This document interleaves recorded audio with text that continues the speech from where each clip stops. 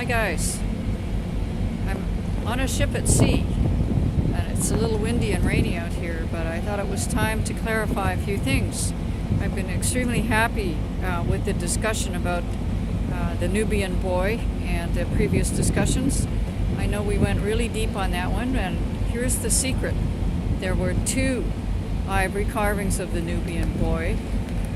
They were to go on a piece of furniture. Some people say a throne, but we certainly learned through all of the different posts that it's not safe to make any kind of assumptions based on our current understanding of the world and how it's organized. So we really don't know who made it. We don't know who they made it for. We don't know the ultimate purpose of those pieces. But we do know that the materials came from a very far-flung array. We don't know whether the lion was mauling the boy. We don't know if the boy was Nubian. We do know that it was a lioness and not a lion. So for starters, that was something. And there was a whole kind of sensual aspect to it, possibly sacrificial. And my answer to what is the Nubian boy all about is I don't know. I don't even think that we have the right name for this piece. So lioness and boy is maybe the best definition of it. The other thing that there were a number of questions. A number of people kind of simultaneously came to the realization that there were actually two ivories. And you could really see when you looked at the band below that there were two different borders. One of them had a notch taken out of it. Maybe that piece was retrofitted to go in a different setting. But there were two different ivories, so there were two matching pieces. And I had a picture of an ivory tusk, really gruesome ivory tusk, to show how the maker would have found this probably discarded piece of tusk and made something fabulous for it. A number of people pointed out that this piece is small enough to tuck in your pocket. So it might have been contraband, a sailor with great talent. It's like a piece of scrimshaw.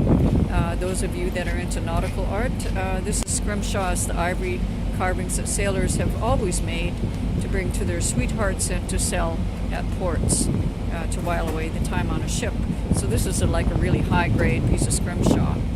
The other secret is that one of the pieces is in the British Museum, and the other one was in the Baghdad Museum, which was looted during the Iraq War. So that was the reference that nobody really picked up on at the bottom of my post when I set the assignment. Was the Bogdanovich Thieves of Baghdad book, which is a fabulous read about the theft of all of these fantastic Mesopotamian artifacts from the Baghdad Museum during the Iraq War and their recovery. But the Nubian boy is still out there, so check on Craigslist. You will find the one without the damage to the base is still on the market. Still out there. It's still a form of loot and booty, and it hasn't lost any value, certainly over the millennia. Now, I did have questions from students. One of them was, are we expected to go to outside sources to complete these posts? And the answer is absolutely, positively yes. I think that our textbook had like maybe a line and a half or two about the Nubian boy, even though it's one of the most important works of art to survive from that era, mainly because we can't possibly understand how complex the situation was that went into its making. And so it remains an eternal riddle. And now it's a riddle with a mystery on top. So the book is a place to stand. It gives you this beautiful survey. It's very well written. The illustrations, the choice of pieces in it is terrific. But the online component of this course takes us above and beyond the textbook. And so you will be thinking about things that are not especially gone into detail in the textbook. And I want you to become comfortable with that process so that when you're confronted with something very foreign and strange, number one, you do not leap to conclusions. You do not decide this is a Nubian boy and this is something that's at least 18 inches high and this is made out of lapis lazuli when in fact it's made out of ivory, or it's made out of an elephant's tusk when it might be made out of a narwhal tusk. You don't know. And so there are many questions associated with every artifact we look at from these ancient periods and I want you to keep an open mind. And I really like the speculation that went into the postings.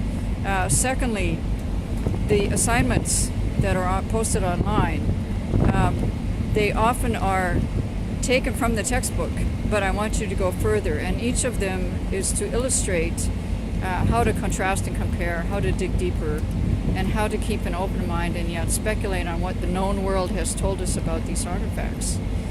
The pop quiz is very much like that. The second pop quiz, you'll encounter things that you have never seen before. I would be astonished if you had seen even half of them. Some of them are right out of the text, some of them are right out of nowhere. And so what I'm trying to do is sharpen your attention so that you have some competency to look at things that are completely foreign to you and to look at them with fresh eyes.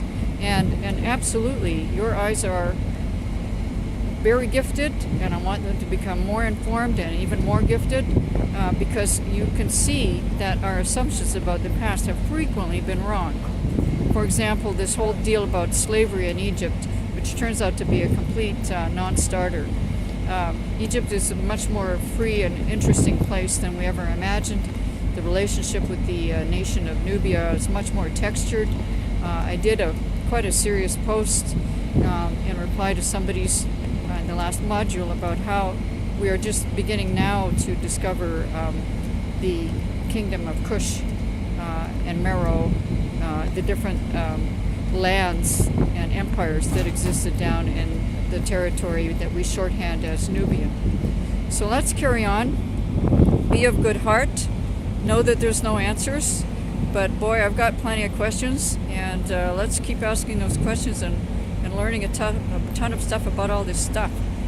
So I'm going to get in out of the rain and the wind and the salt and back into the funky cabin and make like a Phoenician. We'll talk to you later. Bye-bye.